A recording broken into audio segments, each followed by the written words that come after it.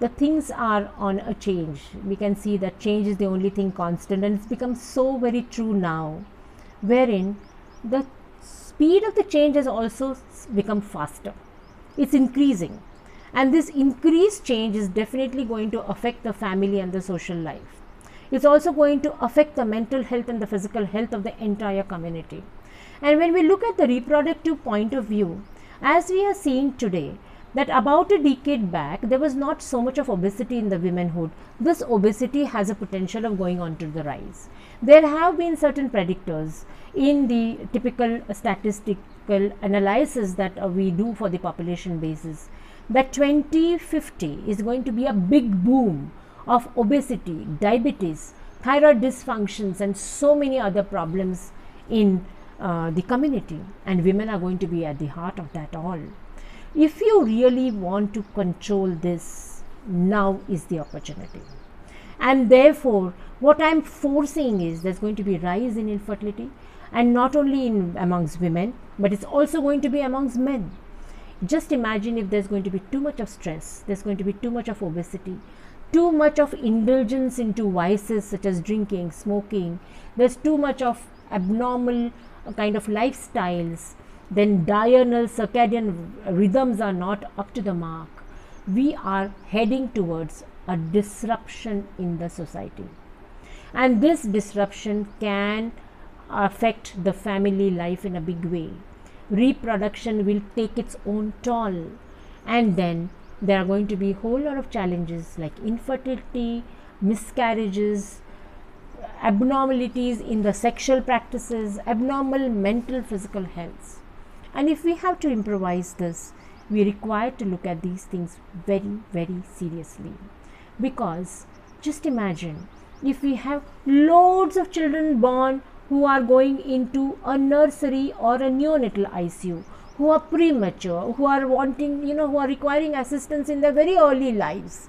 What kind of a future community are we creating? It's our prime responsibility that while we are looking at the economical progress, while we are looking at the intelligentsia progress, while we are looking at modernization, are we ignoring what is essential at the basis of this entire change?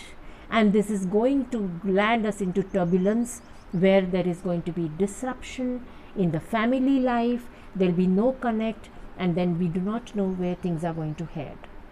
Likewise, there are advantages. There is so much of modernization now. There will be no dearth of information. Maybe it may cause more confusion, but all the same it will be there.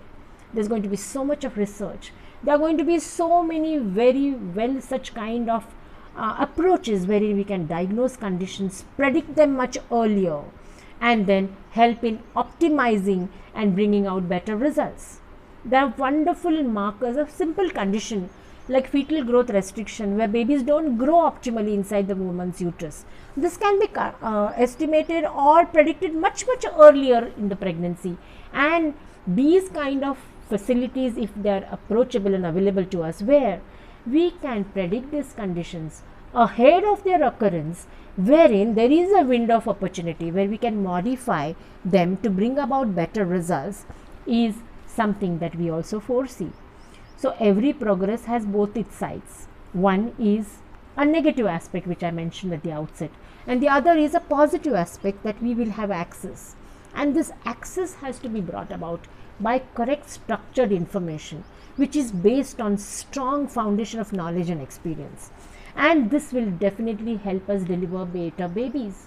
For example, a woman comes to you with a pregnancy, and if you do a proper checklisting at the first time itself, you are able to predict how much is going to be her challenge during the pregnancy, what modifications I can do. There are a whole lot of nutritional modifications, physical, mental modifications which I can do. I can counsel her, I can ensure that she is able to take this pregnancy further. Aren't we going to be able to deliver better babies? And not only that, those babies will be better programmed to create better offsprings in future. So this transgenerational influence that I am talking about can be negative, which can be on the larger side if we don't act well in time, but it can also be positive because of the availability of so much of research and so much of amenities to implement these actions. Do you see couples, coming to you with a plan to get? I mean, now they are looking at it very, very seriously. Yeah, we do have, yes. Yeah. So, why do you think still things are not up to the mark? As you mentioned that, yeah, they come with a plan, but then there is no plan at your end which can be given to them, which they can follow. See, whenever a patient is getting pregnant, now for example, recently as I mentioned, there are quite a few youngsters who are coming to us before they embark upon pregnancy. They want it to be all normal because they have always done so much of planning.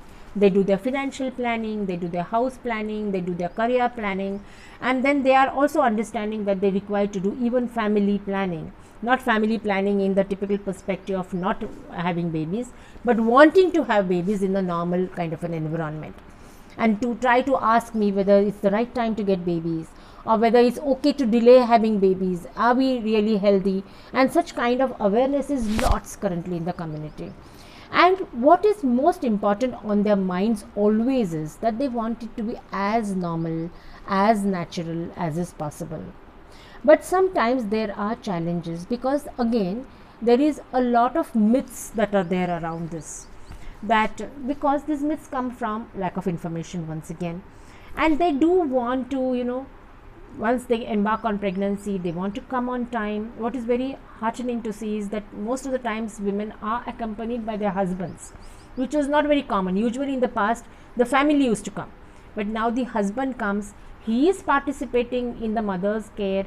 In fact, they are so very actively there, wanting to be with her around the time of delivery, wanting to be there to be actual fathers, where they want to change nappies, take care of the baby while the baby is nursing and all these kind of things.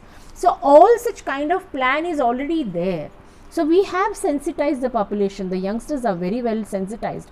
Unfortunately, we are still not having the facilities or the tools to deliver what they are demanding, and this is essential. And then what gets delivered to them is usually a lot of medical jargon, a lot of anxiety, lot of identification. When they are put through all those tests, there is somehow a response at the end of the test that you have to get worried. The test is normal or abnormal. It's not so. Tests are not done to find faults. Tests are done to ensure that everything is normal.